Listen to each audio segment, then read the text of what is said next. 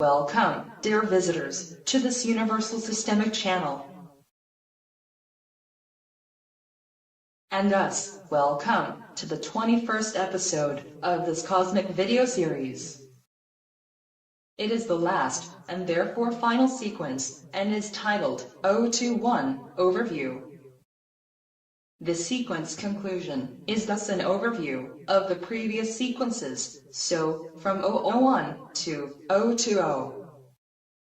This overview also takes place as a retrospective, providing a commentary on each of the previous sequences.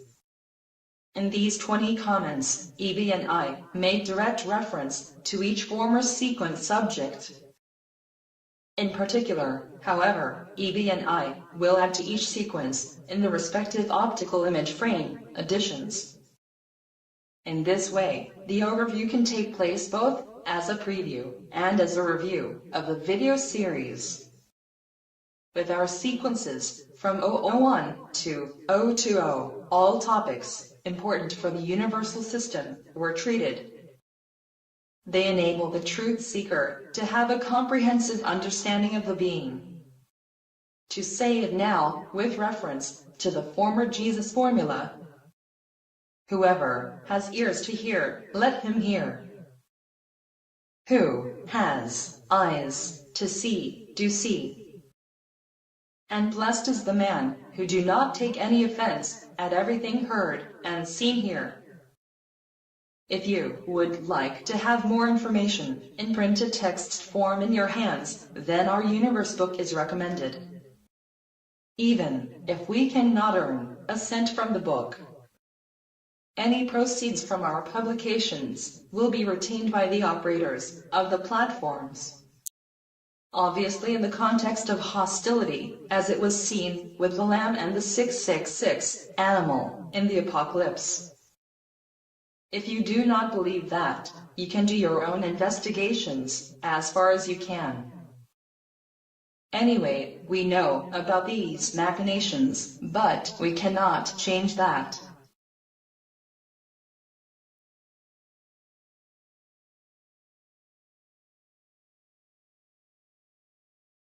Diagnosis. What would I do with all the royalties if I got them from the platforms? As you know, this would not change my current lifestyle.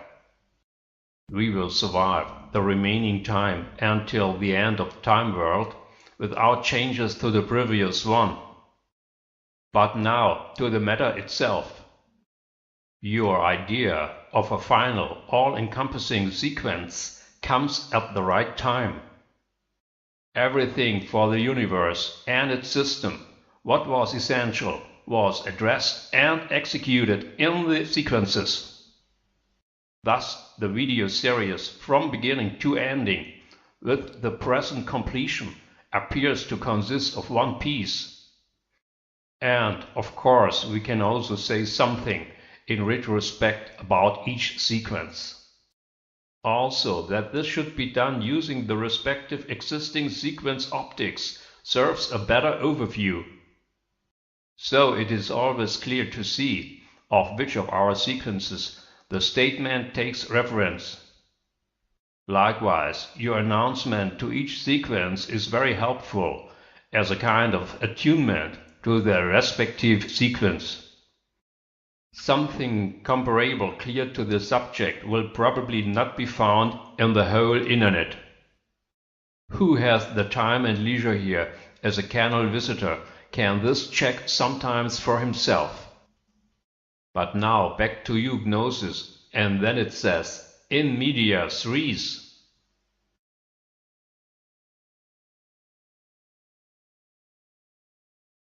Our first sequence, as introduction into the video series, was 001 Data.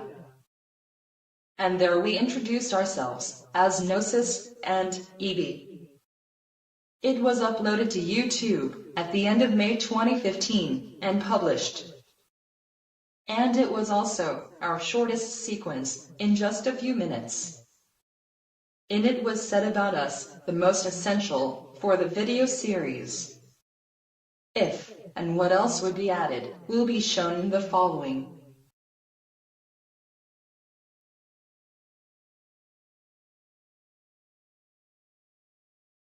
As a designer, it was a particular concern to document this impressively with the sequences. Therefore, it first needed a standardization of the design as it is given with the characteristic optics. And so it came with us, with the animated still images, a mix of reality and virtuality, which gives the sequences their unmistakable style. Alternatively, we could have created original videos for the dialogue, but we would not have stood so far from the usual as the topic demanded of us. The impression achieved with it wasn't that kind, that mostly only negative comments was to be heard, and is what objectively cannot be, because there are pros and cons, basically for everything. So it quickly became clear that the 666 animal had to have his fingers in the game here. It focused entirely on the style, because it was obviously the only vulnerability. 4. The dialogue itself is with its objective arguments, basing on logic, irrefutably. In summary, we can therefore be happy to have reached with it our class goal.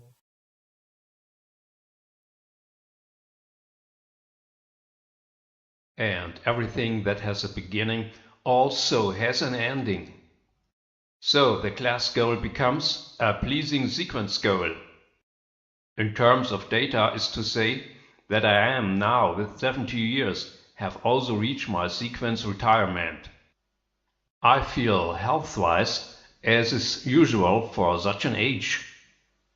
So constantly wondering woes, but nothing serious, which one would have to worry about. And so it can and should stay until the end of the days, which is known as ultimo. With the completion of the work around universe and system comes the biographical end. It means that nothing significant is to do more in the remaining lifetime. So referring to the time world, its soon end announces itself with steadily increasing science. In other words, ultimo can come, we are ready.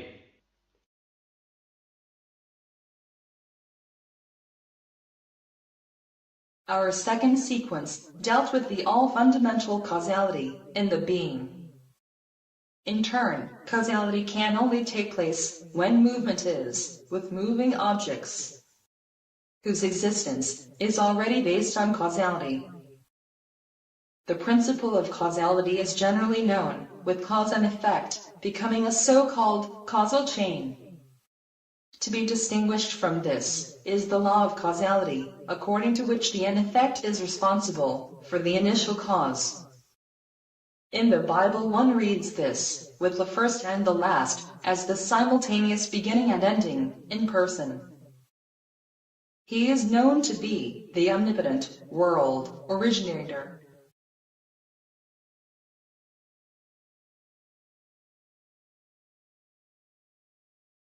Of course, according to polarity, there must also be an opposite to causality.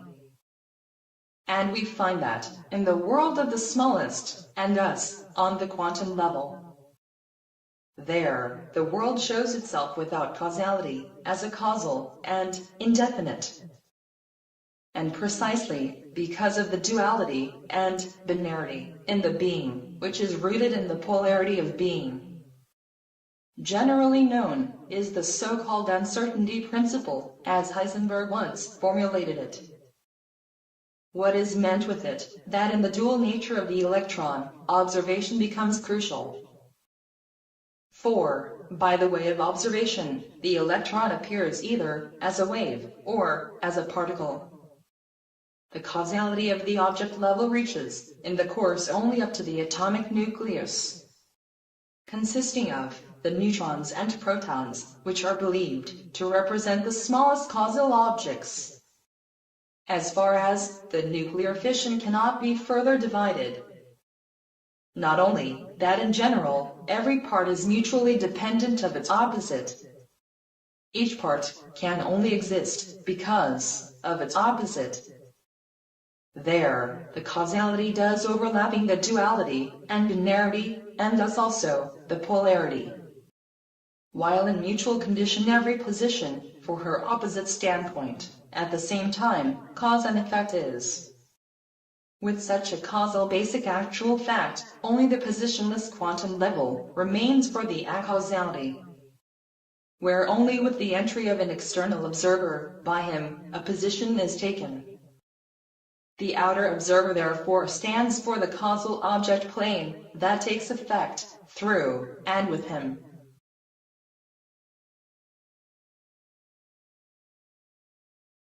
The external observer of the being as a whole thus becomes thereby a transcendent observer.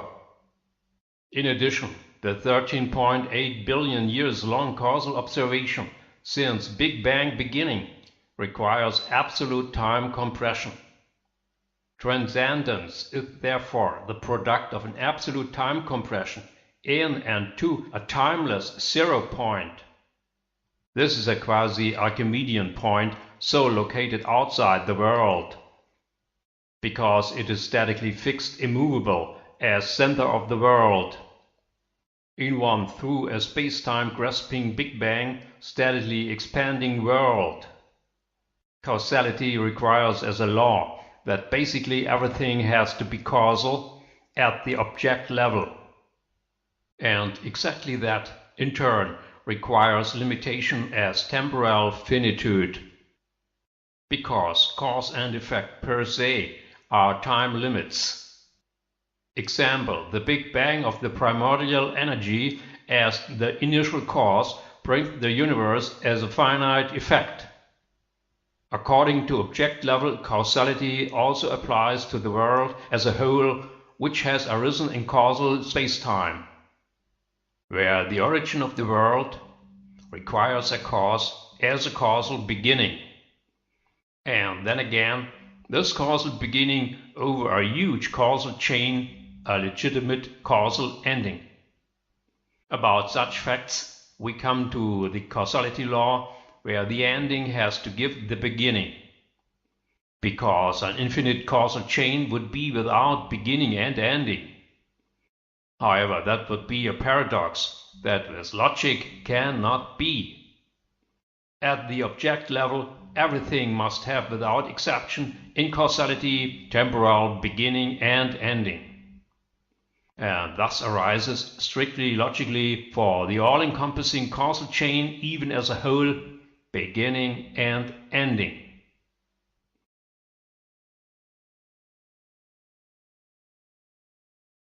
Our third sequence was about existence as such. So, where the term comes from, how it defines itself, or how it is to be understood. The existence concept has produced a whole mindset. For example, existentialism is a philosophical current. It gained importance especially in the middle of the 20th century. In the center of this philosophy, however, is only human existence.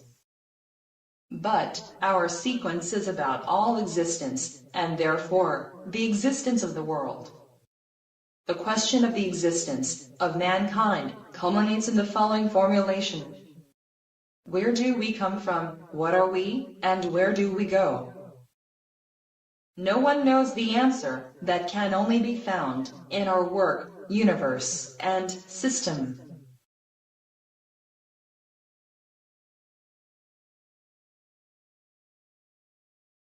This question characterizes mankind in contrast to the animal kingdom. For only the man is demonstrably able to question his existence. That comes from his distance from the world, in that he is able to distinguish between himself and everything else. So he can also face the world and, for example, commit suicide by choice. Unlike the animals, who lack the awareness of free choices. With the animals, mechanisms are known which can at them release a suicide. However, these mechanisms are compulsive and are taken away with it from a free control. Thus compulsive situations can release the mechanisms which run off, then like an activated program, inexorably. And as already with Shakespeare, was it a central theme, the being, or non-being, whereby the expiring time leads to constant becoming and defense. Each newly arising being must pass again, and thus becomes non-being. For, as everyone knows, in time any existence must be limited in duration, as the law of time, which allows all objects only a limited life.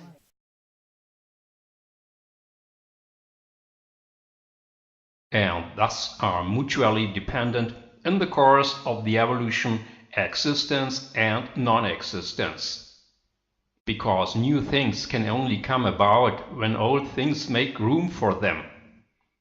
Because basically, the materially available space is geometrically limited. Then time must keep this space usable with constant changes. As the tooth of time gnawing on everything, so that evolution of existence can take place. So, from the beginning of the Big Bang to the present day. As we know, the existence of life begins with a transition from inorganic to organic, and then continue in the organic from the least to the most complex. The most complex is undoubtedly the human, and is culminating at last in the human originator of the world. With him, according to the causality law, the existential circle has to be closed. But the miracle of existence itself follows from the causal monopole, the potential of unlimited possibilities. If it was not this potential, only non-existence, as dark nothingness, would be. Then world and life could not be. Potential is therefore basically also a potential of polarities and dualities. And based on this becomes a potential of possible existence, which has to prove to be existent in order to be able to live in the potential of real existence. It is not necessary to long guess who has turned out to be the realizer of a world-founding existence. And as it should be known from here, the originator of himself is simultaneously also the world originator, which is realized on this occasion at the same time also the causal monopole as a real actual fact. It would be otherwise only an unreal potential.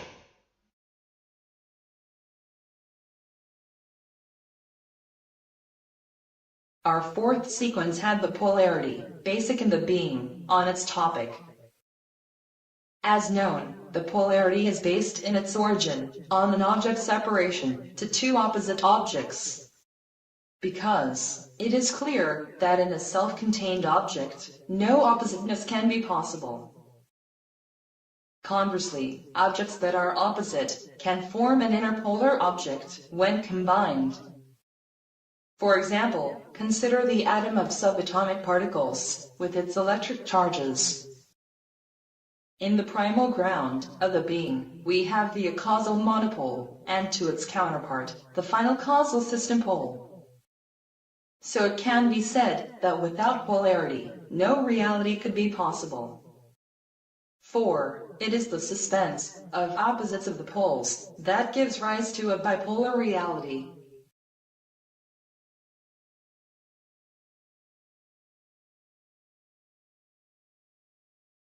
Without polarity would be no opposites, and then no distinctness. Then there would be only one part that would fill everything with itself. The result would be only a uniform mass without any structure. For a structure consists of polar components that form it down to the level of the atoms. Furthermore, binarity and duality derives from the polarity, whereby the binarity most clearly shows the polarity as the reason. Just think of the EDP with voltage on and off. represented graphically with 1 and 0. In ancient China, the reciprocal condition of opposites was first recognized and integrated into thinking. Today, almost everyone knows this perfect graphic symbol made up of yin and yang. Not only Chinese philosophy is based on the concept of yin and yang, but also the following applications in the practice of daily life, such as medicine. In European thinking, the polarity often came too short because it was always seen only specialized. So, never holistic and fundamental as in ancient China with its philosophy. Even today, polarity is best associated with physics and chemistry in Europe, and not with an overall principle of the being, such as causality.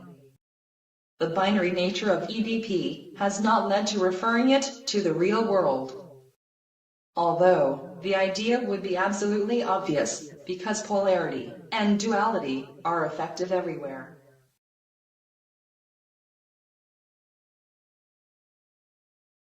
Many great discoveries and inventions once came from China. In today's China, the society system is polar, with both communism and capitalism at the same time. But what about the polarity in the human person from a psychological point of view? As you know, opposites for vitality and creativity are also indispensable in the person. But you have to be in a balance. That would otherwise cause the person to get into trouble. Here are it, the Chinese again, who want to keep the whole human life in balance, well knowing that a disorder of balance can be the cause of many diseases. And yet it are the crises caused by imbalances of the poles that in the mainly form the person. Polarity is also active to live in order to fully exploit the own potential. Now an example from the present, where pedestrians, cyclists and car drivers are different people in traffic. Nevertheless, many people are, according to situation and opportunity, once pedestrian, cyclist or also driver. What follows from it is the circumspect road user who behaves in the traffic mostly defensively. Experiencing and promoting polarity in oneself thus advances the person in its private evolution. Recognizing and practicing this is a win for everyone. And even the Almighty has been dealing with polarity since the beginning of all existence. At the universe in person, polarity is his main task to be mastered by him. Once he has mastered that task, he has become eternally almighty with the name Lord. As the world originator, as he is largely known from the Bible, but especially through the theme of universe and system by book and video series.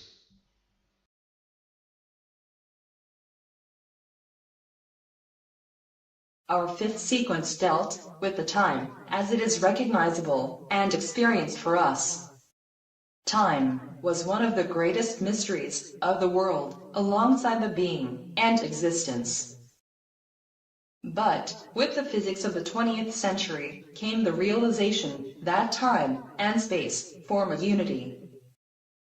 Experts summarized space and time together to the so-called space-time.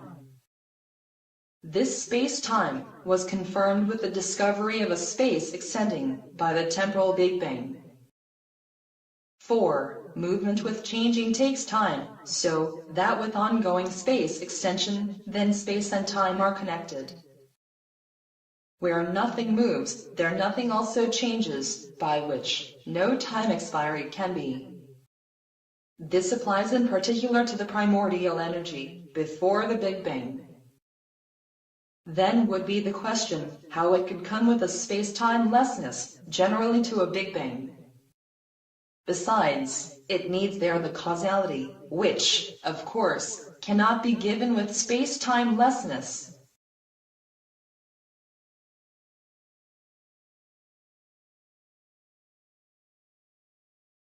And thus, in reference to the time, the causality becomes its key question.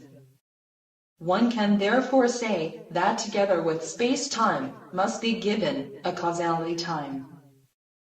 Then space and time and causality form a hitherto unrecognized space-time causality. One could say that without space there is no time, and therefore also no causality. But can that be correct? Is a space with causality conceivable and real without time passing? The concept of the eternal world consists in a space-temporal, causally finished, then fixed world.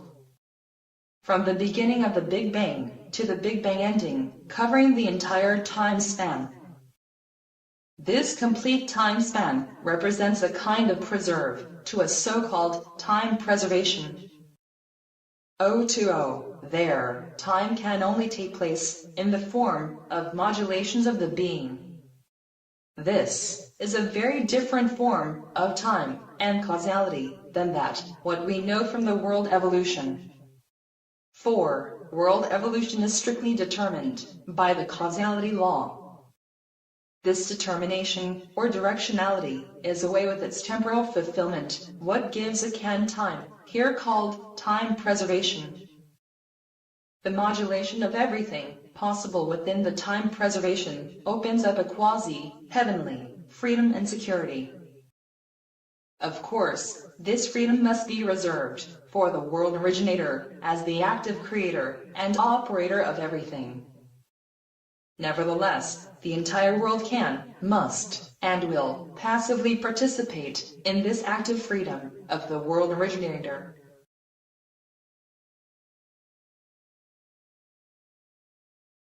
In fact, time proves to be relative in this respect as well. Not only that, in the time world, everything has its own subjective time, compared to an objectively expiring world time as it is known to take place with the Big Bang. Relatively different is the time in the time preservation with a completely different character. This other character is the previously mentioned possibility of modulation or transformation. A transformation of events in the sense of a scenario change without changing the objects. As an illustrative example, we can take the theater or the film here. The actors and the scenes are invariable but can be freely composed at any time. To always new and other scenarios, for each time new and other act and films.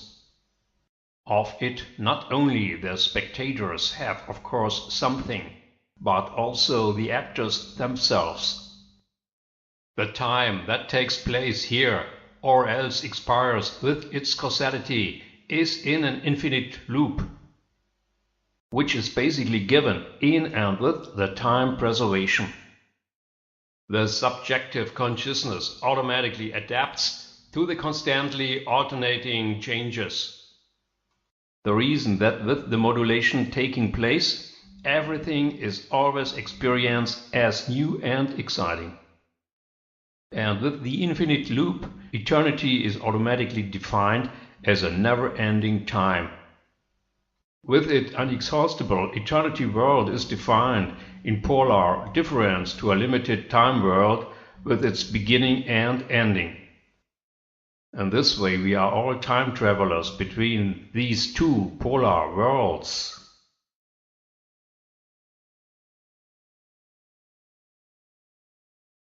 Our sixth sequence was about the world as a universe. It is about the totality of everything that we find as existence, or the being. If we define the world as a totality of all existence, then only one world can ever exist. And no multitude of worlds, as they are often fantasized by unsuspecting speculators as multiverses. One world corresponds to the largest possible whole, which can only ever be one with logic. For this basic condition, the notion of total singularity was coined here. Our one and only world exists as a total singularity, beside which nothing else is possible. Within this total singular world, however, splits can occur. These are so-called underworlds, which, however, are to be understood only as levels of the being.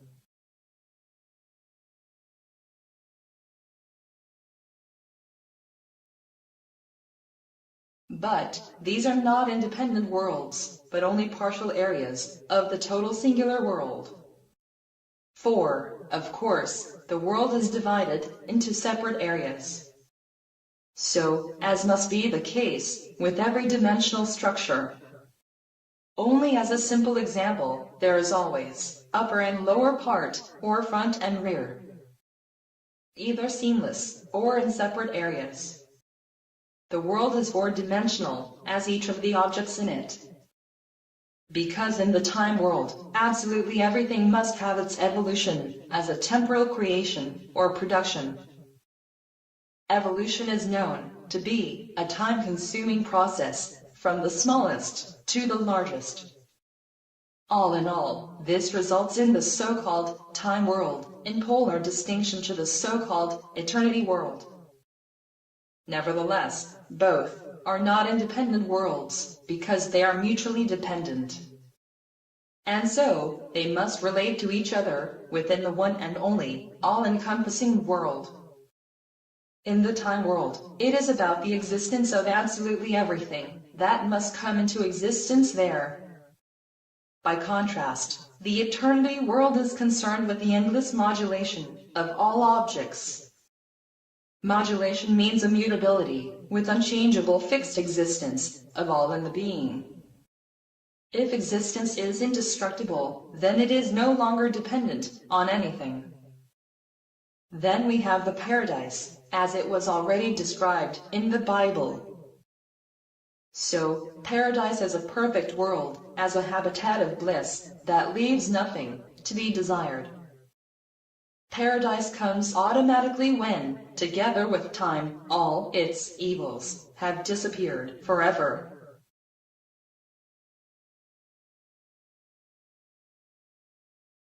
To be sure that the time world at its end will be replaced by the eternity world.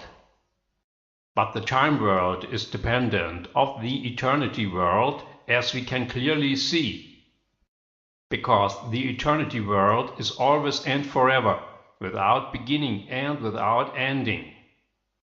The fact that we are here in the time world, experiencing this time world, we have the proof. So, the first proof of the fact that the time world owns an independent existence. Systemically, on the scale of logic, the time world has to be first, before the eternity world. With that logical scale, the time world gets an equally eternal existence, even if from the point of view of the eternal world as past and forgotten only marks the nothing. That sounds paradoxical, and it probably is. However, in terms of an all-fundamental world-building polarity, then again not.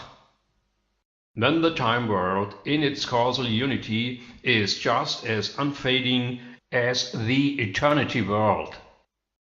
Because the eternity world must have a causal foundation which cannot fade away in its functionality.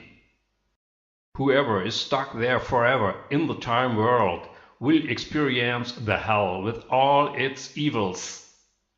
Similar to the Prometheus from the ancient Greek saga. Therefore, hell is not a pious myth, but the terrible life experience concerning the psyche. As a world and self-experience that must make mankind total and inevitable. For only with the experience of the negative comes the urge and desire for the positive, and thus for a world in which the negative should be banished always and forever. You learn to appreciate the positive when you have enough of the negative. But that presupposes spiritual and spiritual health, which is not self-evident. Then it can be formulated as follows: the time world as an eternally satanic horror trip for horror types.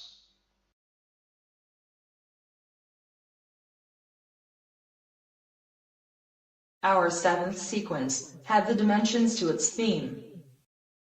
So, of all of us tangible dimensions of the physical objects.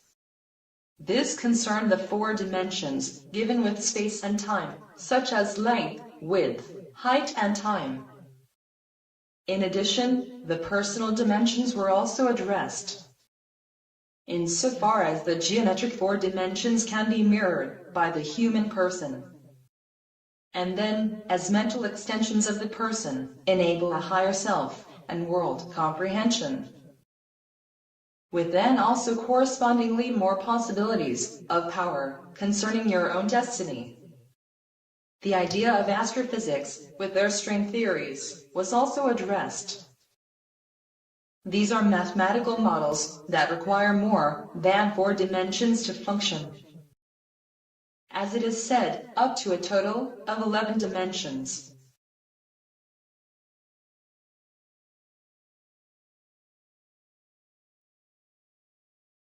These string theories have been developed to describe the world with just one formula.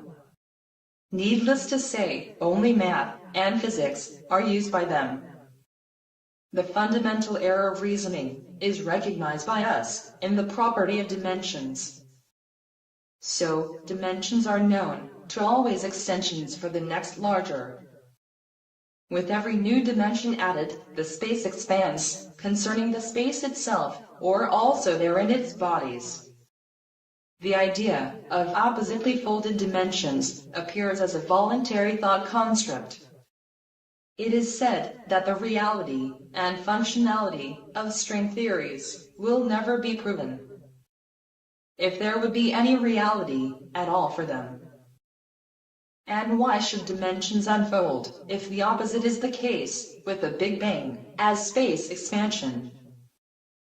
The space expansion in turn is based on the so-called dark energy which further accelerates it. Because the dimensions were created with, and through space expansion, additional dimensions cannot be decoupled from it. Such is the logic that must contradict a folding of dimensions. In our sequence, we show how the dimensions were arised, and that it cannot be more than the known four. More dimensions than the four mentioned only change the shape of the bodies in space, till up to the sphere. Are there more dimensions than the known four?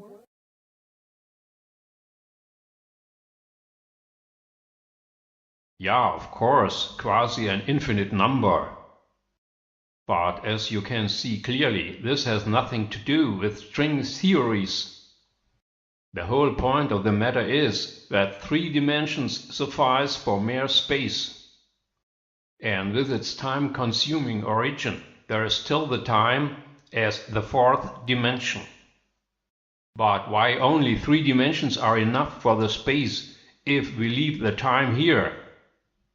The simple reason is because the mere space itself has no limit. Without limitation, it can be expanded in any direction with 3 dimensions. With only 2 dimensions as a pure surface can also expand. So circular or star-shaped on a single plane. However, with a single level, this is far too low to allow for functional agility. This requires the 3-dimensional sphere for 3-dimensional objects. Functional mobility is the basic requirement for a fully functional world. As we can see, in the 3-dimensional cosmos, space is filled in every direction.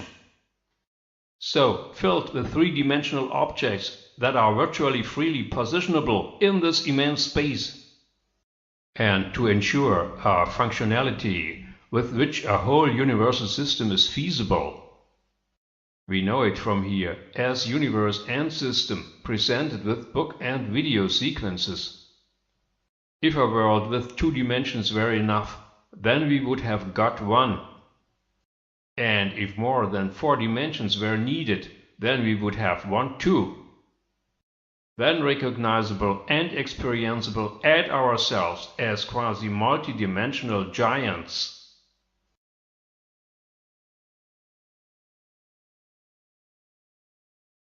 Our 8th sequence was from 0 point. First of all, where it is used in the world, for which conditions. And then, of course, referring to the world as a whole, the all-fundamental Big Bang. You cannot talk about 0 point without referring to 0 and point. First, let us take the point here. It has no extension as a mathematical point and is therefore only a geometric one. Second, we take 0, which as a neutral number can be neither positive nor negative. In the sum of such point and such 0, we get a virtual, ideal, 0 point. At first, he is not tied to anything specific. But let's let the beginning and the end of the world intersect to a 0 point. Then we get a truly zero selective world.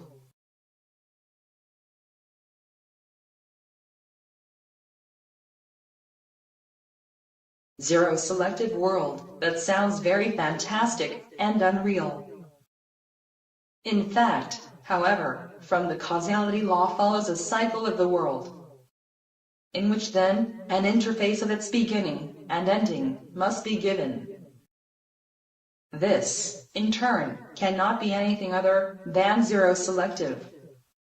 For, where generally beginning and ending coincide in one, there automatically results a 0 point.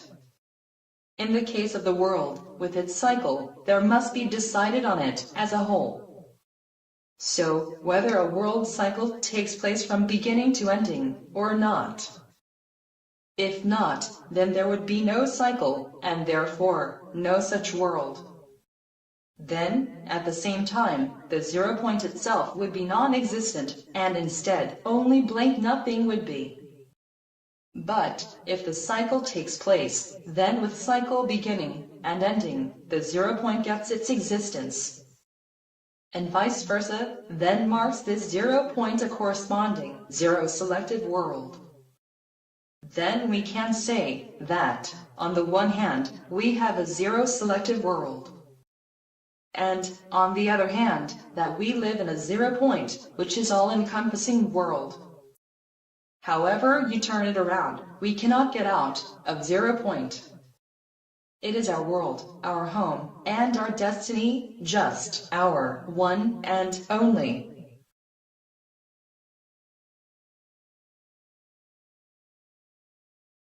Thus said, all that sounds very absolutely and fatally. After a kind of prison from which no escape can be possible. Because where should one also flee, if nothing more than this 0 point exists? 0 point, that sounds like total nothingness, but is a real total world. Without the knowledge of 0 point, nobody would come up with the idea to recognize world and 0 as identical. The 0 point of the world also only comes understandable by the causality law. So, with the end effect, which according the natural law has to create the beginning cause, the fact that the world exists as a 0 can only be understood mathematically in its abstractness, because practically nobody can imagine that. First and foremost, one should not see the world materially, but on the contrary. So, exclusively non-objective spiritual, based on mind and soul. Especially if one goes out from the primordial energy that existed before the Big Bang, you get closer to the object. Because energy is non-objective and only power potential. In the meantime, the knowledge of matter and the understanding of it has fundamentally changed. Today, matter is understood as an energetic correlation and information carrier. Both are non-objective, so that objectivity becomes the product of non-objectivity. So, is knowing about a zero-selective world helpful?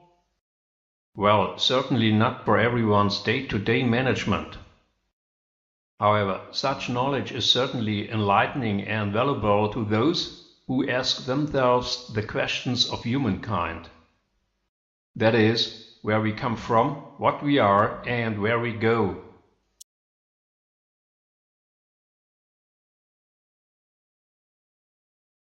Our ninth sequence had the Big Bang in the focus of our interest. This is the current world arising theory in cosmology to this day. Since its discovery in the early 20s of the last century, when with the redshift of the light of distant galaxies the spatial extent was determined. However, this theory liked the cosmologists less and less because it leaves no room for maneuver, a scope for speculation of other possibilities of world arising. But they are the more interesting, so that the imagination is given free rein. It goes without saying that all these thinking models will never be verifiable. For it is clear that with a Big Bang, a self-contained system is given. What means that you will never be able to stand in it from the outside. Because, logically, no outside can be possible in a closed system.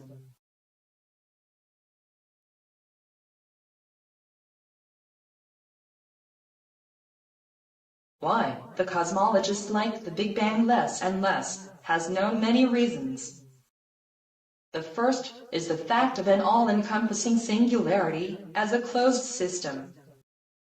Ergo, as a hermetically sealed space from which it can neither go in nor out. But, as they say, space-time had just begun with the Big Bang. So that before the Big Bang, neither space nor time could have been. And, therefore, questions concerning the Big Bang, what was before, and from where it came, then must be nonsensical. Of course, one also knows in astrophysics that logically compelling, from nothing, only nothing can come. As the reason for astrophysics to create and discuss alternative models of thinking. In the course of this, the Big Bang will be called into question as a closed system. And all this on the basis of mere physics and mathematics. But we are not astrophysicists and mathematicians here, and we have our own ideas. We know that basically everything in the being has its two sides, and must have. According to the world fundamental polarity, and its modifications to duality and binarity. By applying polarity, the Big Bang is only, on the one hand, an energetic physical world event, while, at the same time, on the other hand, it is a personal, spiritual, self-event. For it is clear to everyone that being, in relation to non-being, must be an indissoluble unity. This indissoluble unity can, and must, then, dispose about itself as an all-encompassing self. In this manner, the Big Bang reveals the self-founding and world-founding of a personal being, and thus a world originator as the all-being, embodying universal person.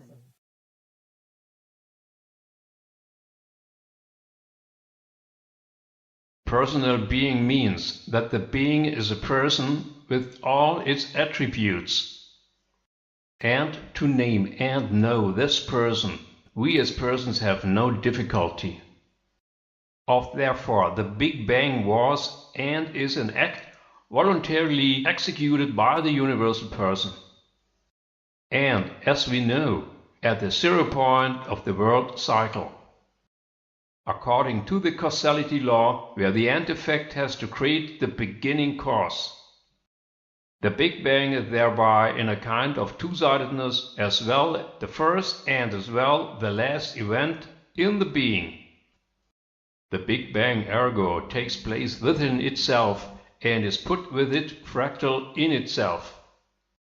For it we can take as an example a picture comparison. In this, a hand lays an egg of which the identical hand slips to lay the identical egg later. Better said, the world originator causes a Big Bang, from which at its end the identical world originator arises to cause the identical Big Bang. This is once again the zero-selective world circle, as time world and as space for the eternity world. That person who triggered the Big Bang and keeps him running, that can finish him also with a stop. And he will also do this if he has found in the Big Bang to himself and has completed himself. With it, the zero-selective world circle comes true, where everything with beginning also has its ending. The gigantic expansion speed at the beginning of the Big Bang will be excelled in a backfall. This backfall occurs when the world originator pulls back his repelling outstretched arm. This corresponds to the time duration as it had occurred up to the transparency of the universe. However, in absolute time compression, and so limited to a few seconds of our time-keeping. Then the Big Bang ends with it and is a history only to be forgotten.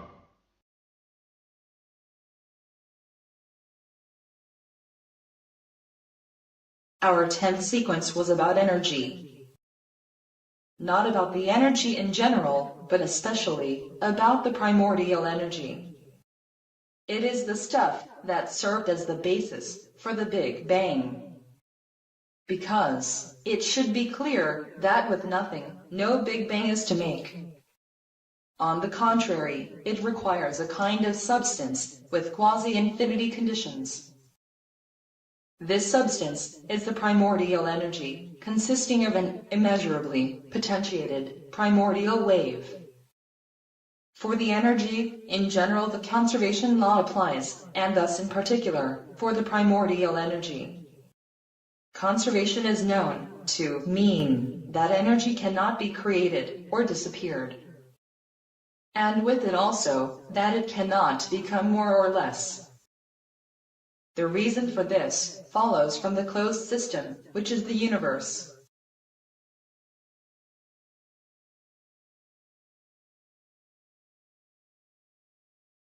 Energy in the closed system can only ever be converted, as this is expressed in the world-famous formula and which almost everyone knows. This is based on the fact that energy can be transformed into matter, and matter can be transformed into energy. Because energy takes up no space, it is a potential that is also independent of time. If this potential is primordial released suddenly, there is an explosive expansion, creating space and time. We know that as the world fundamental Big Bang, from which the cosmos emerges.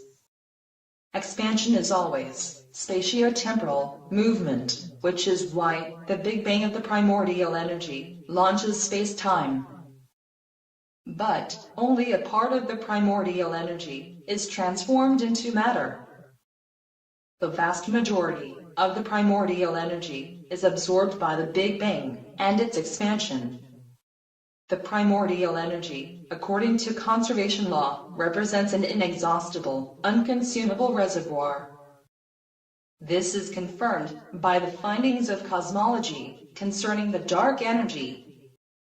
This not only ensures the cosmic space, but also its increasing acceleration.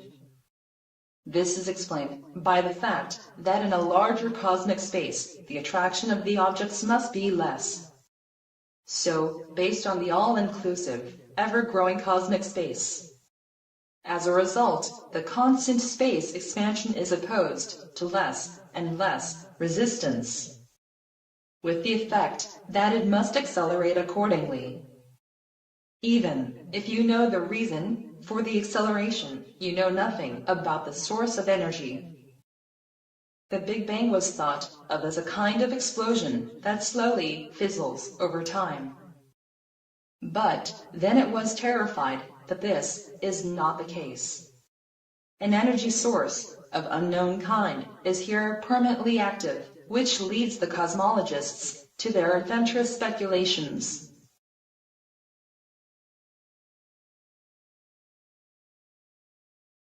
An energy source of unknown kind as a reason for the existence of the universe. The cosmologists only know material objects as sources of energy, such as stars, suns, or other galactic energy suppliers. But of course, all cosmic energies go back to the primordial energy. Strangely enough, in astrophysics no one asks the question of its origin. So how it can be that there was an energy of almost infinite conditions before the Big Bang? Besides, vacuum energy is ruled out because vacuum is a space. Space has originated together with that time only with Big Banging ignition of the primordial energy. Before that, there was neither space nor time, as the cosmologists themselves say correctly. All these unsuitable explanations go back to the fact that one does not know the energy as such. You would know that if you knew how the primordial energy was created, because it is clear that there must be, quasi according to Adam Rees, a causal reason for the primordial energy. If you knew that, then you would also know how the primordial energy once formed. A first hint provides the electron in its dual nature. So, in the double nature of non-objective wave and objective particle. In this case, the wave is the original ground from which the particle arises. One can therefore assume that the primordial energy is based on a simple wave. But it is simple only in its production and then becomes increasingly complex. More complex because it cannot escape in a closed system. What must then lead to an exponential self-overlay? With that, we get in its maximum our primordial energy of the almost infinity conditions.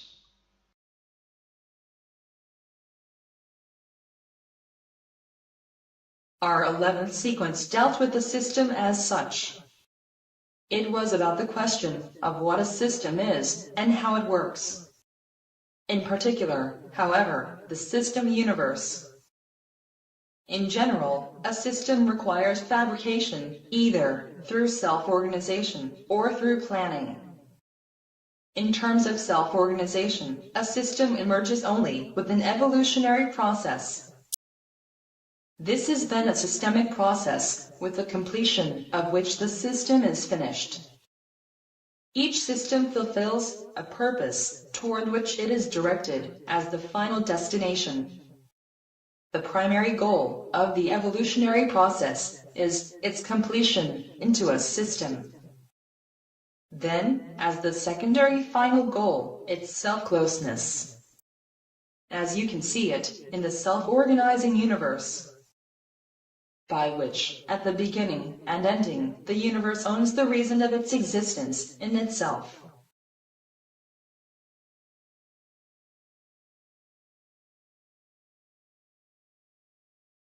Beginning and ending fall there, as everybody knows, to a 0 point in 1, by which we get with a zero selective world and accordingly zero selective system. So, the universe as a self-system of self-organization and self-closeness. System means primarily goal-directedness and conditioned a kind of order. There the beginning must be directed upon the ending, and the ending on the beginning. In and to a mutual condition of these both system factors. Nevertheless, the universal system, in the scope of its self-organization, cannot be carried out without an opposite chaos. As far as the universe is not a rigid, dead, but a living system, whereby the liveliness naturally arises out from the self-organization.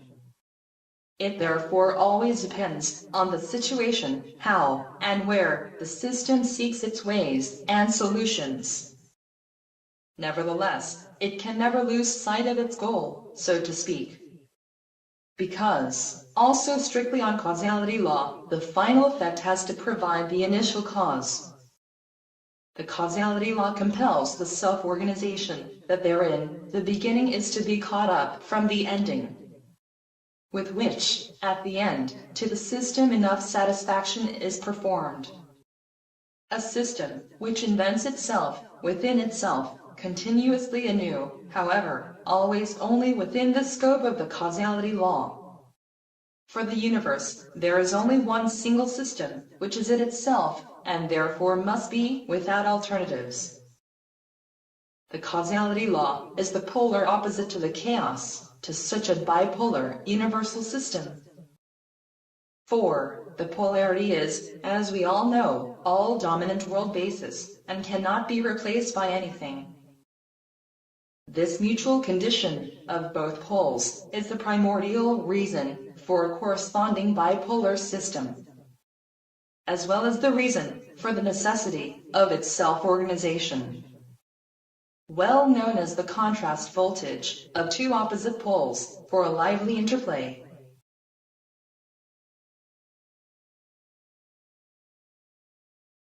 The system universe goes beyond itself till to the causal monopole. This is known to be the potential of unlimited possibilities existing in the primordial ground.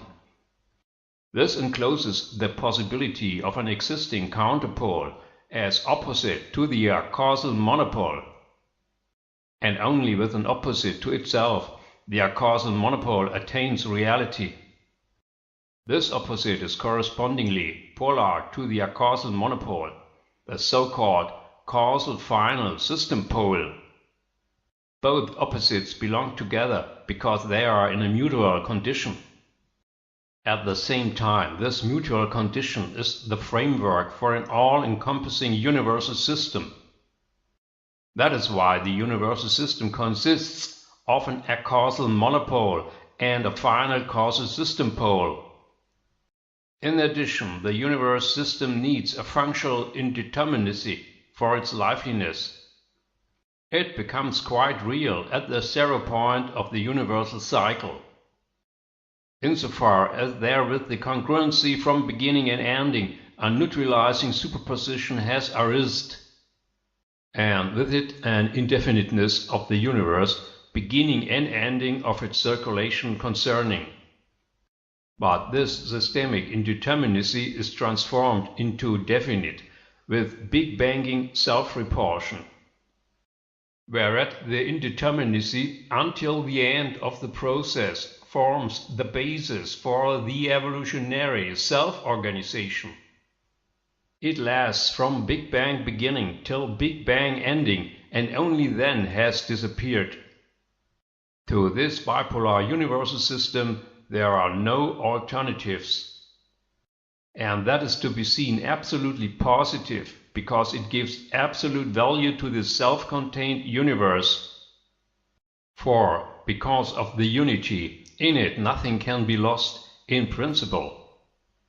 In this manner, the universe becomes a security system for everything existing in it, in its place, in its time. So, a good reason to feel safe and secure in it, forever.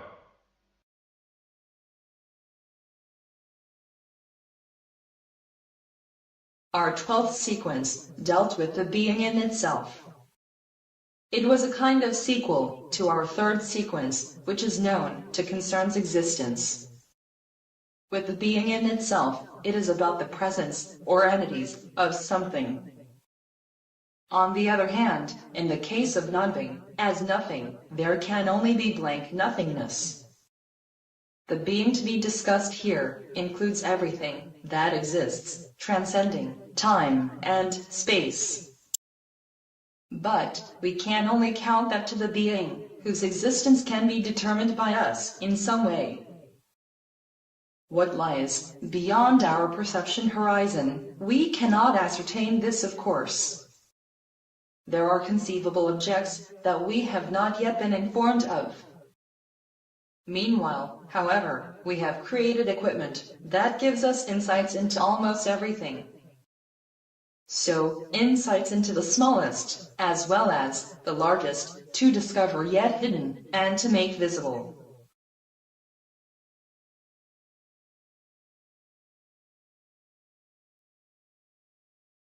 So, one can say today that almost nothing is hidden from us in the being. At least that which concerns the representational objects and what appears with them. A little bit differently it looks against it still in the unconcrete areas. For they are hardly to be investigated with device-supported measuring technologies. In particular is to be thought there of force effects, how they appear in the area of the paranormal. There, one can get the impression that except physics, one more metaphysics exists. Metaphysically, it is also at the beginning of all things, so in relation to the triggering of the Big Bang. Because, where there is no space, there is no time, and thus, no possibility for a Big Bang. So, insofar as the Big Bang must have a causal reason, because a causal chain begins with it. It is possible from there, not without contradiction, to let start the Big Bang a causal. Against it, the being is given causally already before the Big Bang, as a maximum energy potential. And, as everybody certainly knows, nothing can come from nothingness, quite purely mathematically. But also in actual regard, where always a cause must form the basis of an following effect. Only the cosmology and physics have with it a problem which exclude a circulation for themselves. Why they do that is of course due to the fact that their worldview does not allow a primal creation, and certainly not any existing, the Big Bang causing world originator. If, however, there were no world originator causing the Big Bang, then instead of the being, only non-being would be. For the being is fundamentally to cause or create, whereas non-being naturally does not need a causation. At this, everybody can ask two questions for a clarification. What effort does it cost the non-being not to be there? Answer: none. 2. What effort does it cost the being to be there? Answer: every conceivable. And this on the basis of a system that we know as the universe.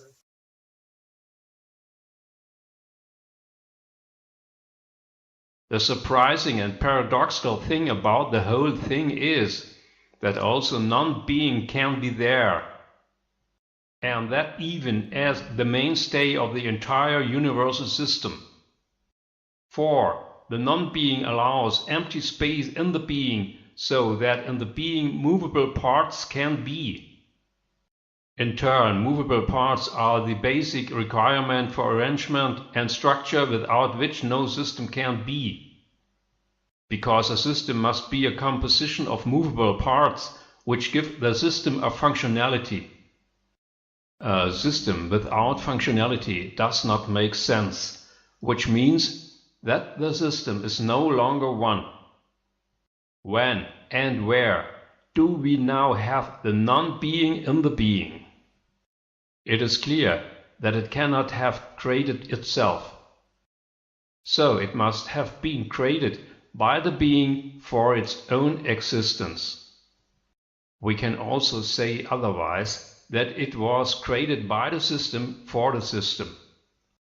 Better said, from the universal person causing everything, and with it from the world originator.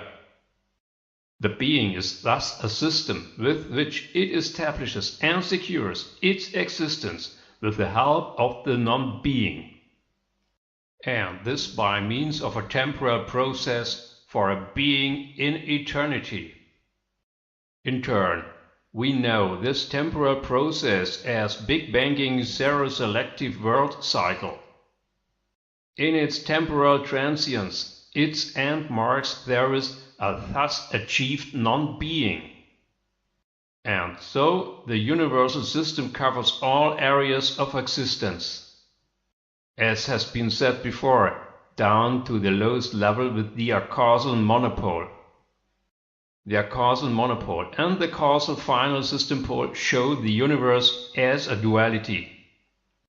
Despite the mutual condition of the poles, the final causal system pole has priority in this duality. For it is he who, with his self-causation, creates reality for both poles at the same time.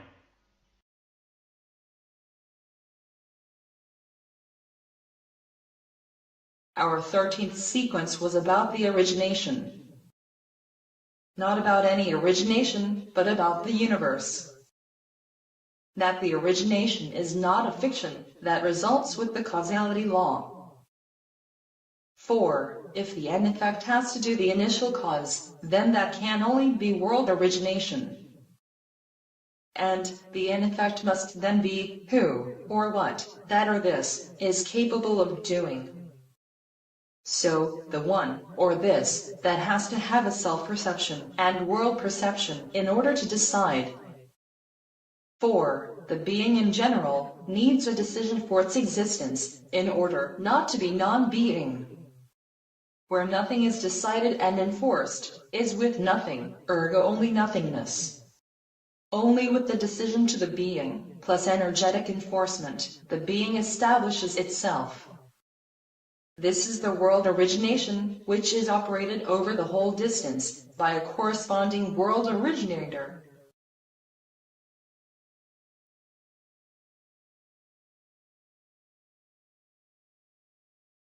Whole distance logically means the complete Big Bang duration, from start to finish. However, in front of the eyes of the world originator, this takes place in absolute brightened time lapse. The estimated, barely more than 1 minute of our time needed.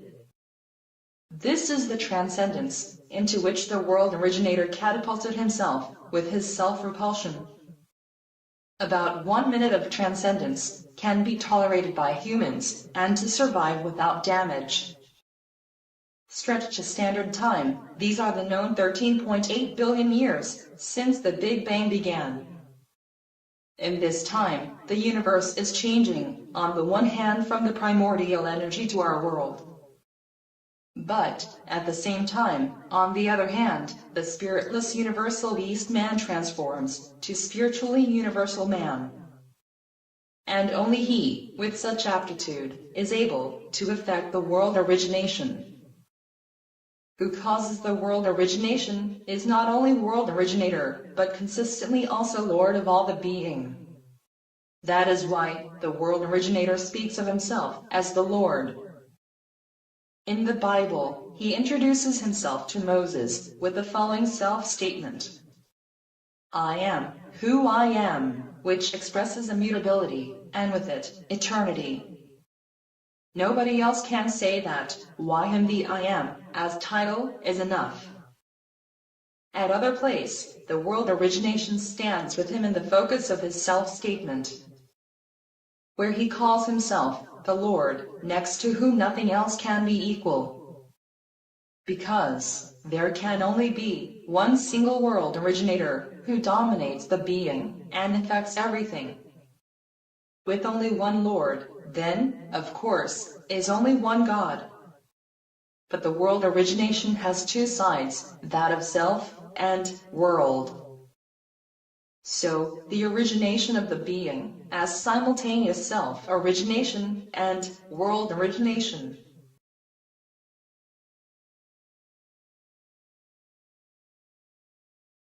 The origination of the being is nominated in the Bible as the foundation of the world.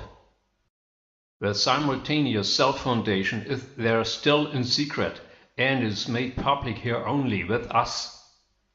For the being as a whole, a single, all-encompassing creation act of almighty power is sufficient. Which is why the world originator is at the same time the originator of himself.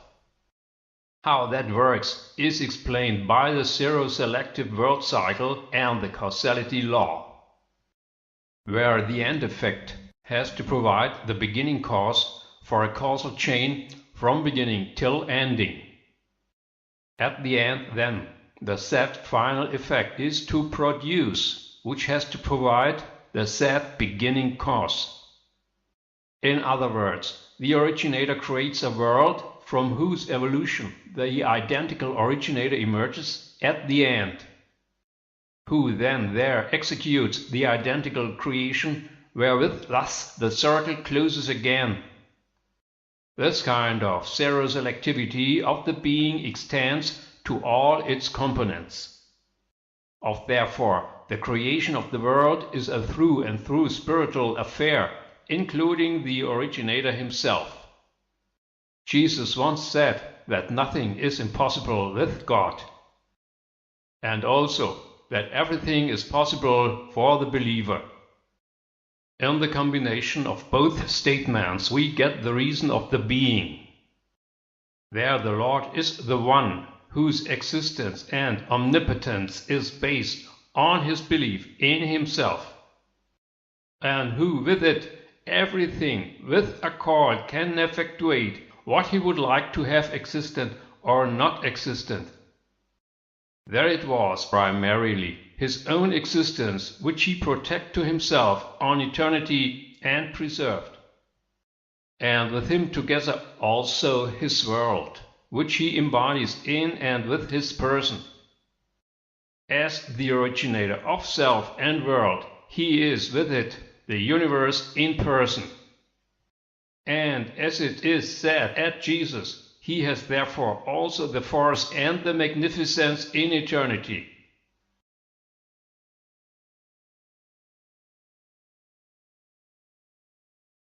Our 14th sequence focused on the Bible and how the situation is today. The Bible is known as the Book of Books. This refers to its global distribution and the number of printed exemplars. It is said of it that it is the Word of God. But in fact that was decided by church people around 400 AD in Rome. So, what has to be considered the Word of God and what not?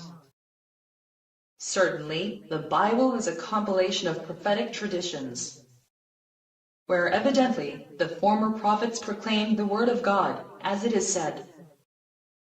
But what has been handed down from these prophets does not produce a unified Word of God.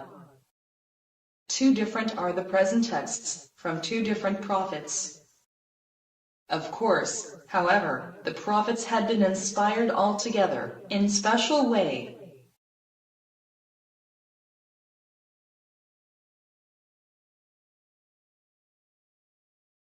The Old Testament owns, with Isaiah and Jeremiah, two prominent prophets. In particular, however, one will be able to believe Isaiah immediately, to reflect the Word of God. Because his texts are the best, what has to offer the Old Testament? So in terms of the words of the Lord, that he has handed down, the Lord, as the beginning, and the ending, in person. And thus, the reference to the causal law, according to which the end effect has to do the initial cause. With the beginning and the ending in person, the Lord is also the first and the last, as it is also accurately described by Isaiah. These two clues, one more time reappear in the Apocalypse, that concludes the Bible, with which the New Testament seer John, on Patmos, is to be equated with the Old Testament prophet Isaiah. So, as far as the causal law is concerned, and the enormous importance of it, Of comparable significance are then only the statements of Jesus concerning his eternal existence, where he says, "I was before Abraham became, and blessed would be the one which was before he became." This is only possible in the 0 point of the universe, where the in effect makes the initial cause. Thus, Jesus is on a par with the world originator, with whom he is spiritually identical. It is the spiritual identity with the world originator from which Jesus derives his elemental knowledge. If Jesus himself was the world originator, he would have let that be recognized in his sermons, in the Gospels. But we hear from him the existence of a divine Father, whose Son he is, and on whose behalf he acts. According to this, Father and Son are two spatio-temporally separate persons of different backgrounds. However, they are personally connected through the universal Holy Spirit and form a unity in him. It is well known that Jesus totally lived up to his mission.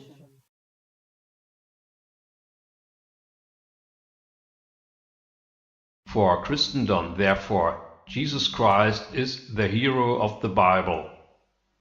While the Jews wait with their Torah to this day for a Messiah who cannot come anymore, not only because he had already worked with Jesus and since then is history, but also because they hope for a kingdom of God from the Messiah, which is concerning the time world. However, the time world is with its end doomed to make way for the eternal world. This was not said by Jesus directly, but is easily deduced from the Gospels. When speaking of the Gospels of the Bible, a Gospel must not go unmentioned. It is the so-called Thomas Gospel, which is constantly excluded from the Christian churches. From that Gospel is said that it goes back to a primal Christian text spring, which is known with 114 text verses as so-called source Q. In this Thomas text are direct statements of Jesus which result from him a different picture. So, a different picture than that which is presented with the Gospels of the churches. There the churches presented Jesus, who is more domiciled in the hereafter than in this world. The essential difference to the Thomas text is the way of coping with life and destiny. Thus the churches proclaim that it is enough to ask Jesus to seek salvation in order to be saved. There is no question of seeking the truth and finding it. Against it, Jesus says in the Thomas text that everybody itself must look for the truth to be able to find, and then with it to be saved. It would be crucial for life and destiny that one goes on the search for truth. And only those who do so will find the truth, what then in a process will turn them into another person. Only such new becoming is it what opens the world of eternity to the finder and nothing else. And that's exactly what the Apocalypse says, with the closest washing in the blood of the Lamb. Enables thereby that the world originator has sacrificed his personal identity, the time world, which gives everyone the chance to search for the truth and to find it with success as qualification for the eternity world.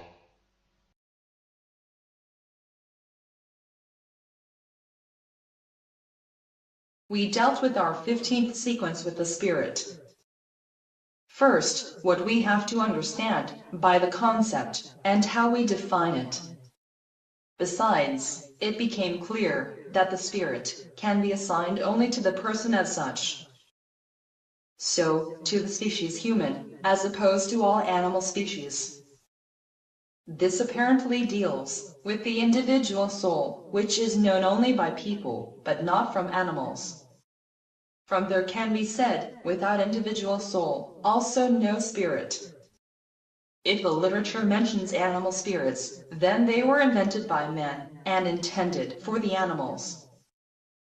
4. As far as known, never hunting animal spirits were observed.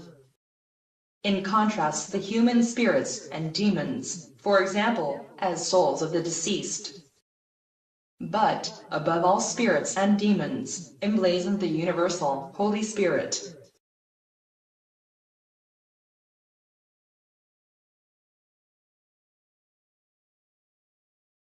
As you know, there are no spatio-temporal restrictions on the universal Holy Spirit. It is also referred to here as the All-Spirit. However, wherefrom does come this All-Spirit, which fills all space and all time? It is the Spirit of the world originator, who is the universe in person. Besides, it is clear that an embodiment of the complete universe, from beginning till the ending, can be only spiritual. In the case of a personal universe, therefore, the All-Spirit, as the Holy Spirit, is the world originator himself.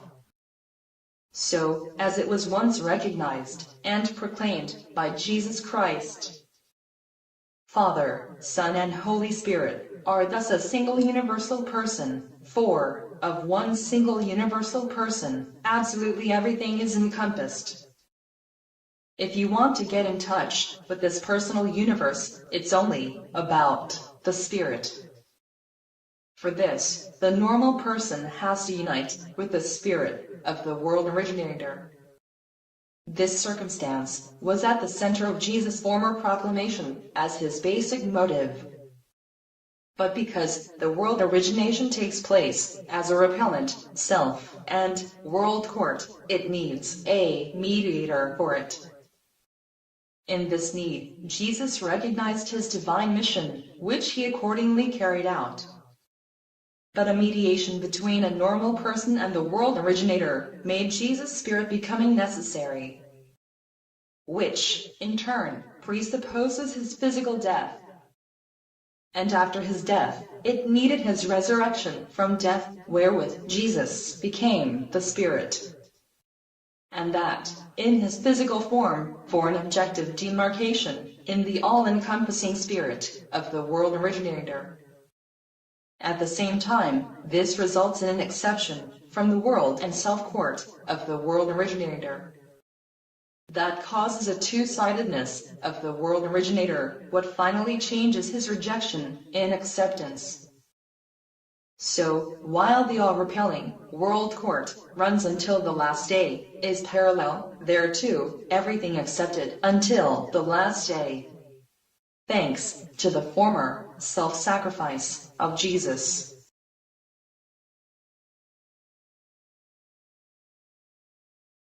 It is also said that the boundaries of the body are not the limits of the person. As far as someone is able to extend his spirit beyond his body. And that's exactly what happens when you can achieve spiritual union with Jesus. Whereat the Spirit of Jesus is his complete person, that is, with body and soul, as already said. The Lord's Supper, once performed by Jesus, was the symbolic anticipation of the personal fusion with him. So, on the one hand, it is purely spiritual, but on the other hand, it completely embraces the person. Just as there is only one universal person with the world originator, so there is only one universal spirit with his mind. But every human being as an individual reflects that spirit in his own individual way. In the way how his genetic code and his curriculum vitae it allow him. As always in nature, the scale has to reach from almost 0 to 100, which of course, according to the ubiquitous and all-encompassing polarity, can lead to a total opposition. Thus an opposition to the universal spirit, what is not limited to spirituality, but also in practical life in many situations and applications becomes effective. This can go so far as to reject one's life and the world and remains fixed on it. And yet it always again comes to unexpected encounters with the All-Spirit, as affected persons report. With such a spiritual experience, there is often a radical reversal in thought and action. The best known and most famous example of such a conversion is known from the Bible. And that concerns the Apostle Paul, who, as Saul, experienced his miraculous conversion to Paul. This example clearly shows what power the Spirit of the Lord possesses when He attends to a person. Metanoia is called such a radical, spiritual, emotional transformation of persons.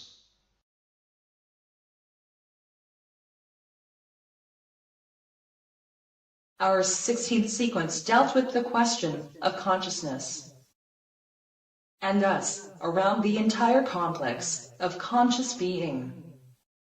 In contrast to conscious existence, we naturally also have the unconscious existence.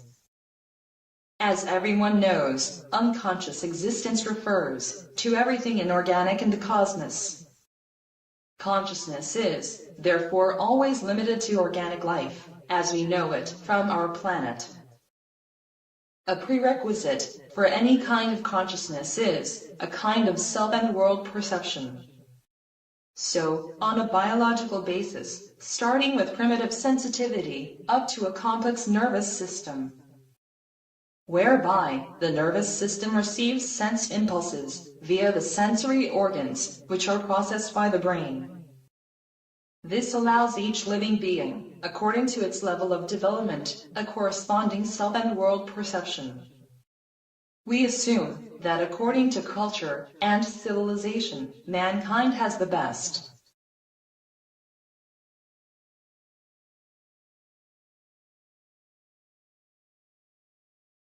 That must be it too, if a man has to fulfill the causality law.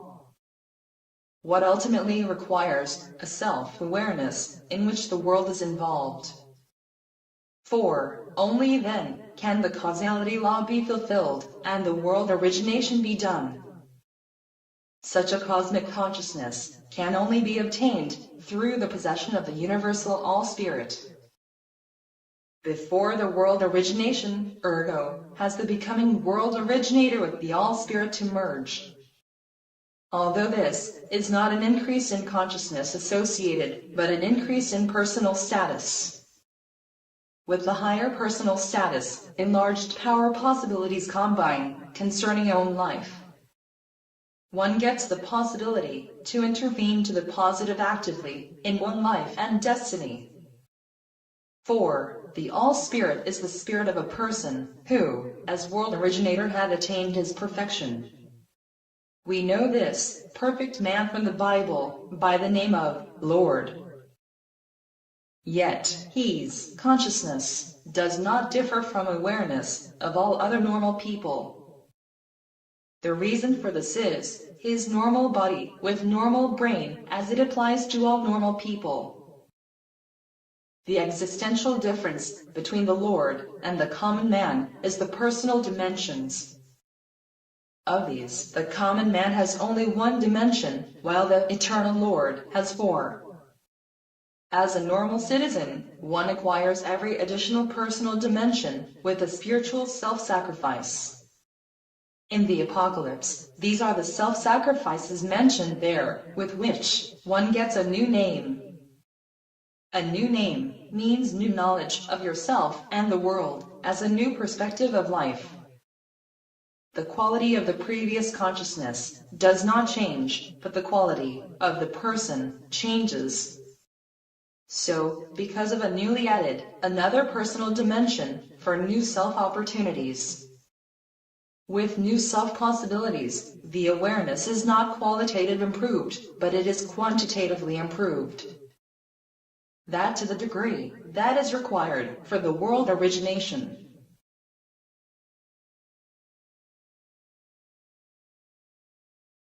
Quantitative improvement of consciousness means to see the self and the world with new eyes. This is reminiscent of the Thomas text in which such things are handed down from Jesus. So in text verse 22, where Jesus said that you have to make yourself a new, different human being, only with such personally improving change is it possible to get into the empire. Not that Jesus had a qualitatively different consciousness than that of his disciples. But with his extraordinary knowledge, he shows a quantitatively enormous awareness of himself and the world. In its quantity, this consciousness in the world is unequal to this day. Apart from the eschatological lamp, who is able to provide even more data and facts. The Thomas text contains the best statements of Jesus compared to the biblical Gospels. How quantitatively limited the consciousness of the church people must have been to ban the Thomas text. Quantitative improvement of consciousness means to see the self and the world with new eyes, especially in the text verses 28 and 29, from which it follows that the mentally poor are always and everywhere. As has already been correctly recognized in history, the being determines consciousness and not vice versa. So in the way that, for example, first a world origination must be completed, so that then the world originator can say that he is the Lord of his world. Thus, as the master of himself, as the world, and therefore of all existence in general. This gives us a new and different definition for consciousness, namely those that consciousness is always only this, what one can make himself aware as an individual. And that's on a scale the whole range, so to speak, from 0 to 100.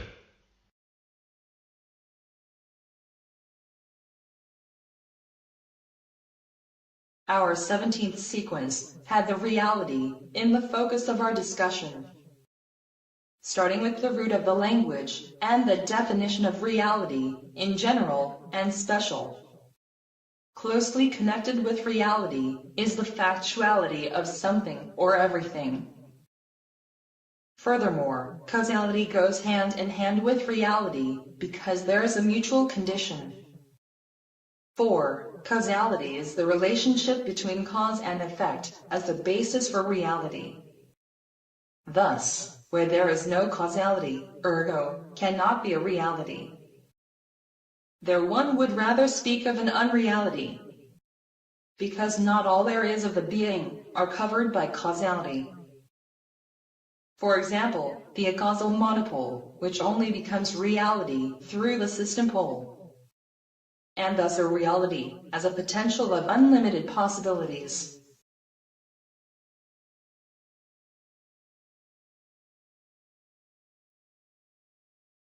Strictly speaking, the system pole is the causality law, where the end effect makes the initial cause.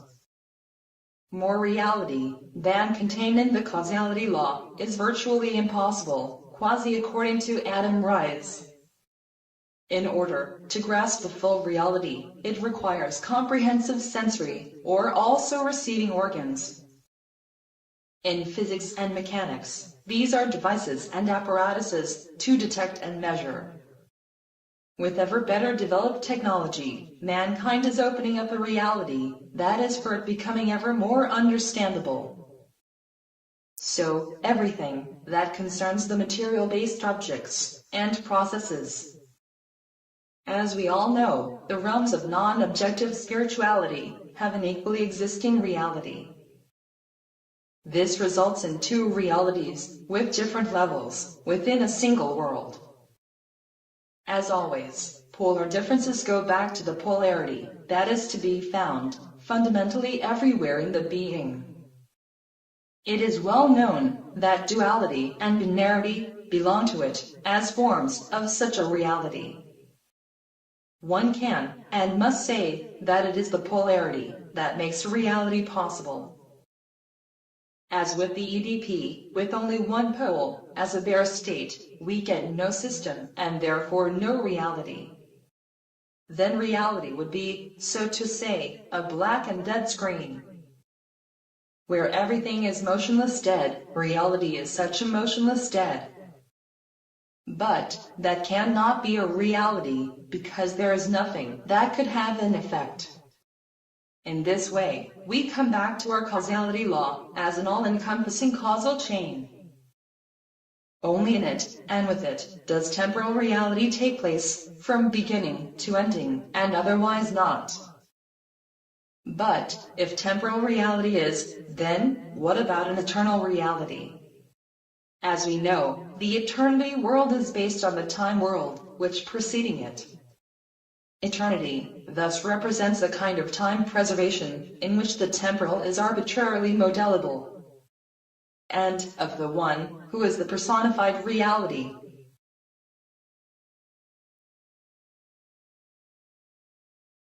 Personalized reality can only be the world originator, as the everlasting Almighty. For, as the Lord of all existence, everything must inevitably be at his free disposal. This defines a superreality that, as stated in the Bible, can only be paradise.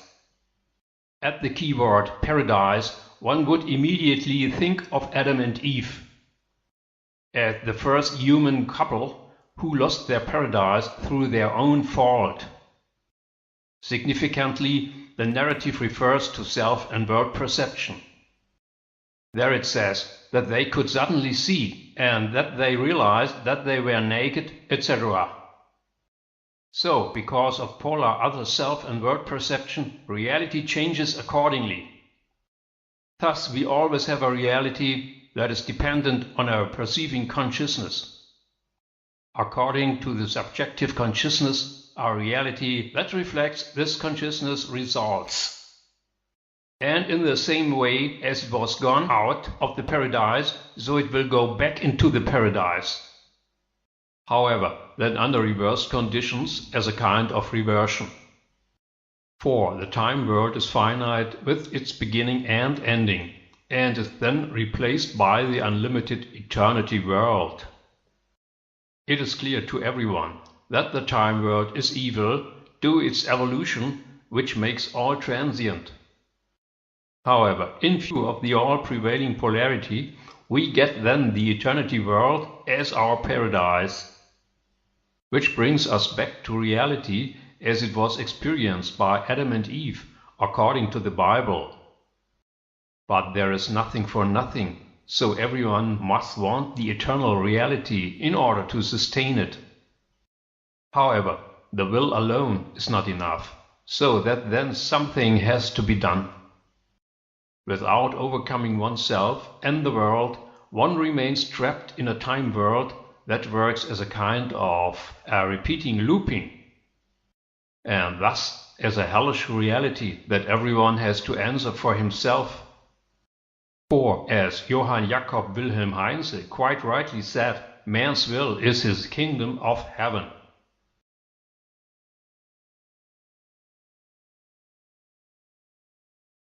Our 18th sequence was about logic. As almost everyone knows, logic is about logical reasoning. What logical thinking is, that is, what teaches us, in particular, mathematics. Already at school, quite elementary, with the basic calculation types. Therefore, almost everyone can form an idea of correct logic. Which does not mean that it will always be used where it is needed.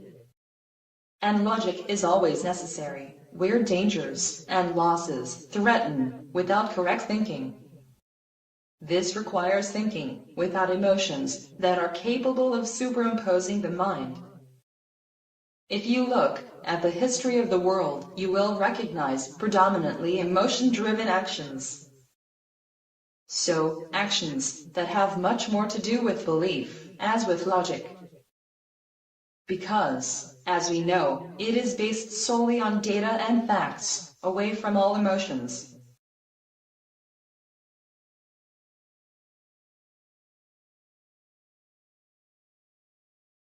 Many imagine that cannot be, what may not be, whether with or without logic.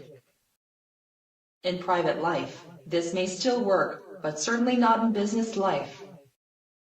Everyone has his private interests, which he pursues more or less intensively. Demanding logic is hardly necessary in cases of simple facts. It is clear, however, that the more you have to think in life, the more logic must be used. Absolutely nothing works without correct application of logic in all scientific disciplines.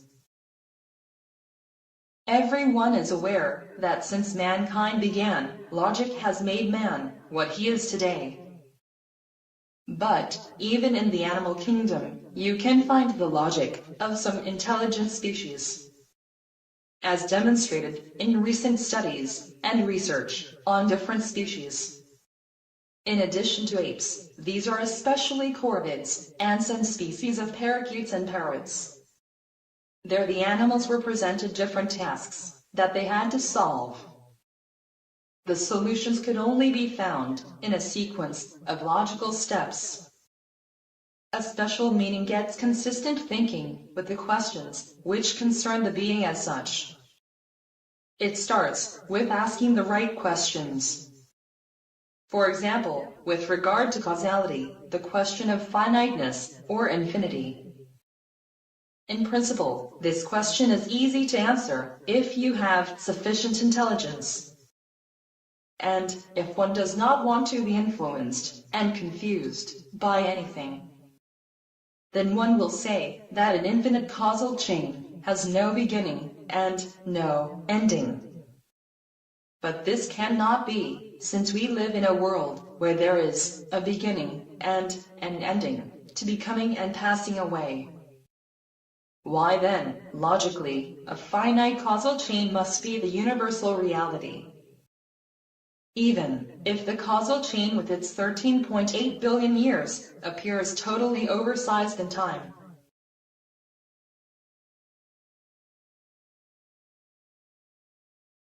It is the time with which becoming and passing away in the world, thus everything that's its beginning and ending.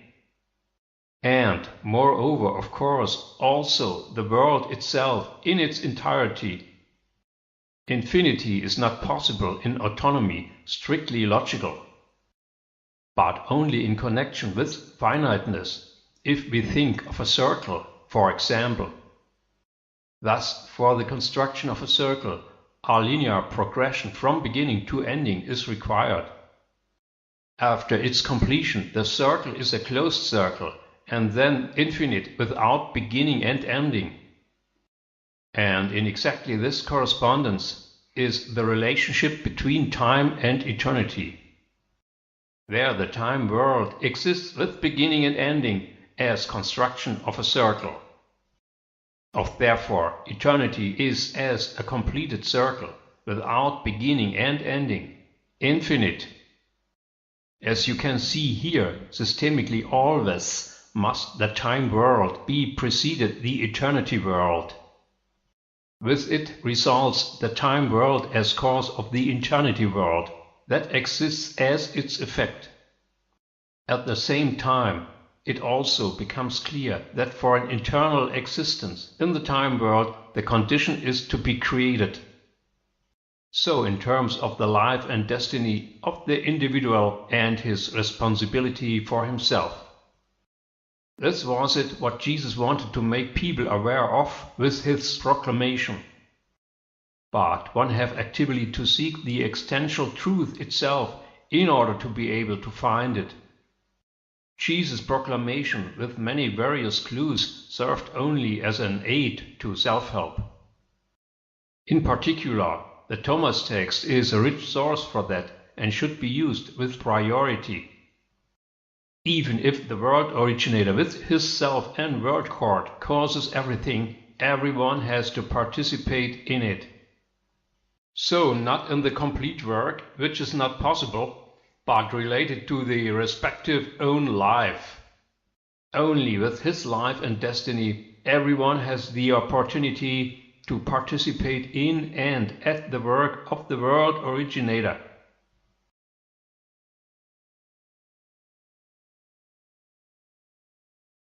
Our 19th sequence was about everything and nothing.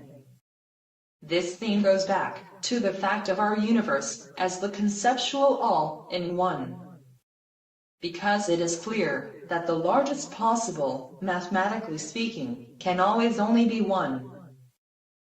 And the largest possible thing as the absolutely all-inclusive, all-encompassing. Being enclosed and embedded, however, can only ever be self-contained objects. These are objects that have an island-like outer boundary separating them from other objects. And here, the nothing comes into play, which is to be understood as a separation nothing. Only when an object is completely surrounded by nothing, as emptiness, does this emptiness define its outer boundary. Conversely, if no object is enveloped by emptiness, then all objects form only one whole. At the same time, this single whole object would be an infinite, because no void could envelop this object.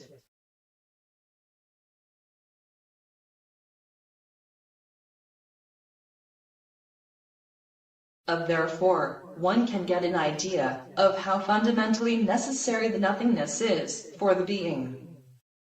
A single infinite object would fill everything with itself, and so abolish exactly with it.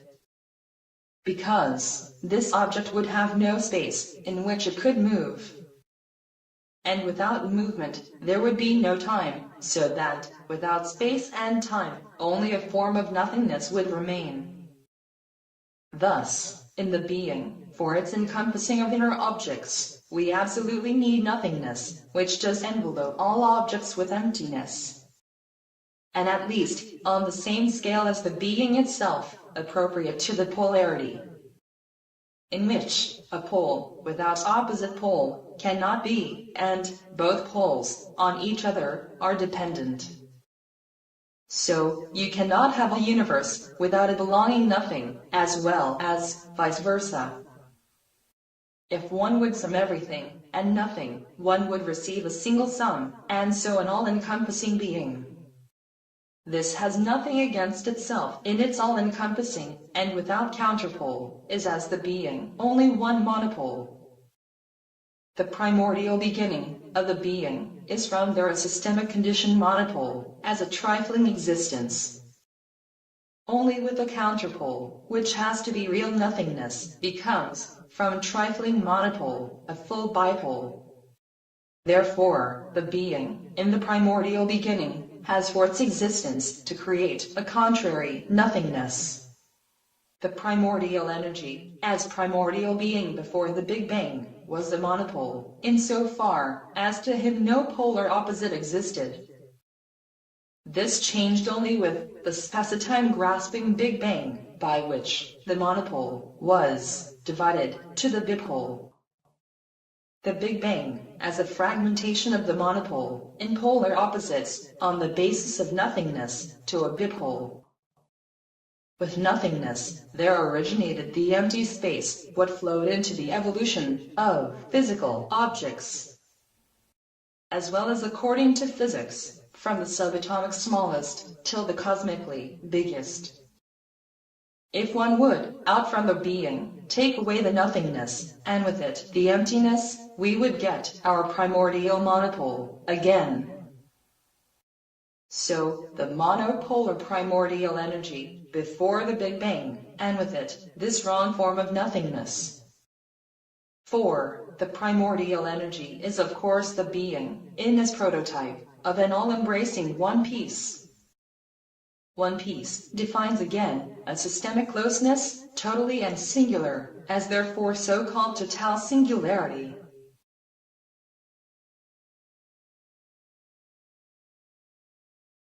Total singularity as a monopole arises with the primordial wave in a closed system. For from there it cannot escape and must therefore superimpose itself without being stopped. With each self-overlay, its exponential amplification occurs, which in that way must build up a potential. This goes so far until the wave comes to a stop in a form of an absolute monopolar self-filling. Thus we have received the primordial energy as it existed before the Big Bang in the world originator. Because he had created the primordial wave acoustically in himself, in and with his body as a closed system. There his self-repulsion causes the Big Bang of the primordial energy from which the bipolar world arises. And always it is nothingness that makes every development possible on the basis of polarity. So every development step in the context of becoming and decay, where the old has to give way to the new. This shows the nothingness as an elementary self-function of the being. For in the time world, the eternity world is not yet there as a form of nothingness. And in the eternity world, the time world is no longer there also as an existing form of nothingness. With polar nothingness, the being creates its existence within itself as that all or universe.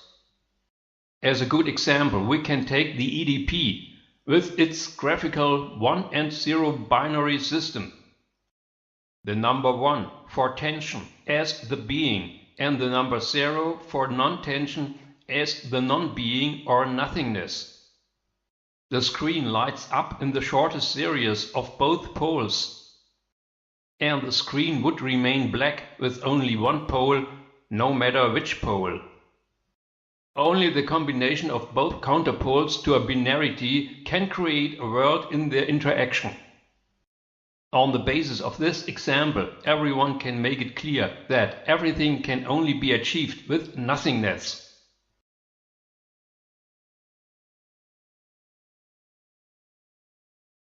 Our 20th sequence dealt with the Apocalypse, also called the Book of Revelation. There had once been a colossal vision in antiquity by a someone specific John on the island of Patmos. Hence the name John Revelation, or ancient Greek also called Apocalypse. In the vision, it is about the end time in the world, so the last time period, after whose expiry the time ends. But the end of time is not the end of the world, but only the end of the temporal world evolution. This had its beginning with the beginning of the Big Bang, so that the end of time, at the same time, Big Bang end is.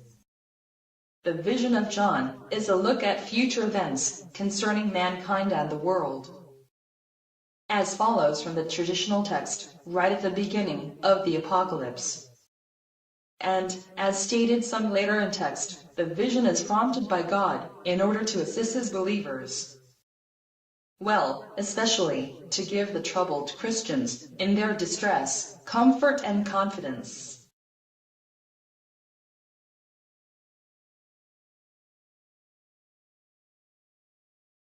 With all the symbolism of the events, it is clear that their correct interpretation matters. There are also references to real happened events in the past or still upcoming happenings. So, the seven spirits of God are indeed spread over the entire cosmos. And with it, deducted from the person of the world originator what cost him his personal identity. This is seen in the vision as a kind of slaughter that benefits mankind, because thereby everyone gets the chance to find the world originator in itself. The realization of this, however, is a matter of sacrificing self and world overcoming. How this is stated several times in the vision with the corresponding texts. That the world is a kind of unsolvable puzzle with the Big Bang and evolution is undisputed. After all, it is the cosmology that seeks to fathom with ever new theories, Big Bang and the being. And that only with physics and mathematics, and thus on a purely material basis. That this cannot work that way becomes more and more clear to a critical science. No wonder stands with the Book of the Seven Seals, that apparent world riddle, at the center of the vision. Only apparently, because there is still the world originator with the loss of his personal identity. This made him, symbolically, the slaughtered lamb. As the opportunity to solve the world riddle with his specific knowledge. So, with these informations, which cannot be accessible to the average citizen without world origination, because the world origination is a matter that claims mind and soul of a certain person. This person realizes himself with a kind of private evolution in order to become capable of the world origination. Just as follows from the causality law, where the in effect has to deliver the initial cause. The universal in effect is therefore a certain person who is able to qualify for it. His world origination, as the initial cause, is then the proof for his realization of the universal end effect.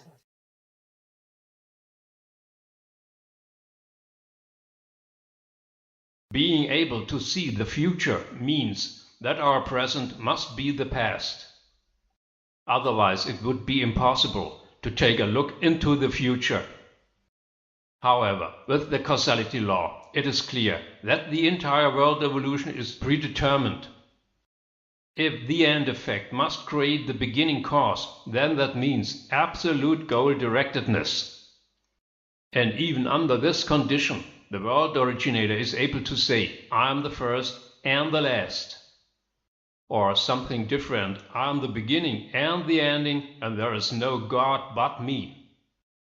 Who the beginning and the ending of the world is, with his person, embodies the universe as a 0 point. To the 0 point of a universe that ends in the identical point in which it has begun. However, only the world originator can know this, which is why he must be it, which has to clear up the being. In the vision, these are his seal openings, which bit by bit reveal the reasons of existence.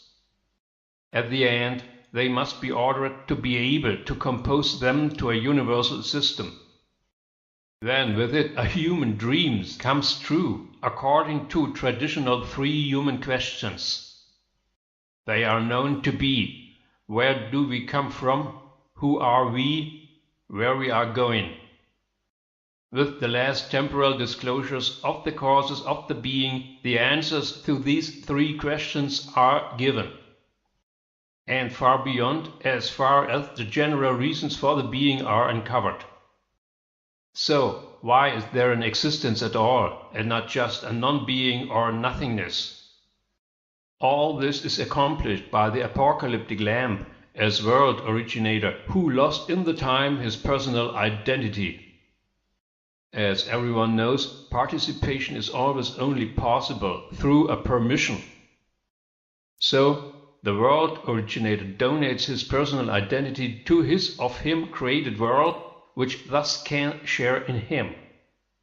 However, this participation can only come into force at the end of the time world. So that for that reason, a mankind existing in the Lord must be reserved for the eternity world.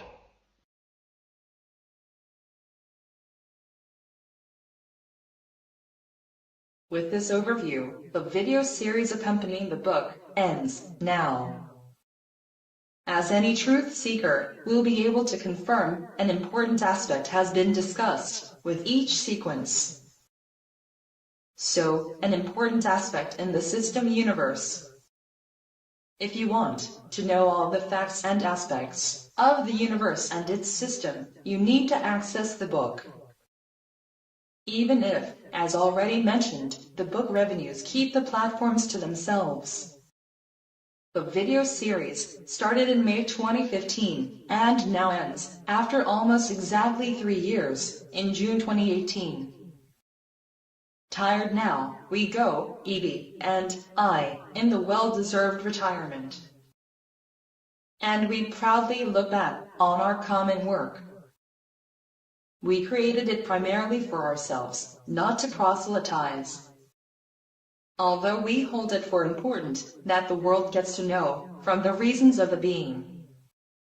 Since, otherwise, we would not have published, of course, the sequences. If only 0.0001% of the visitors are grateful, then the work has already been worth the effort. About the remaining proportional gigantic heap, nothing must be said. It is sufficient to refer to corresponding traditions of Jesus, where among other things it says, Jesus said to him, "Follow me, and let the dead bury their dead."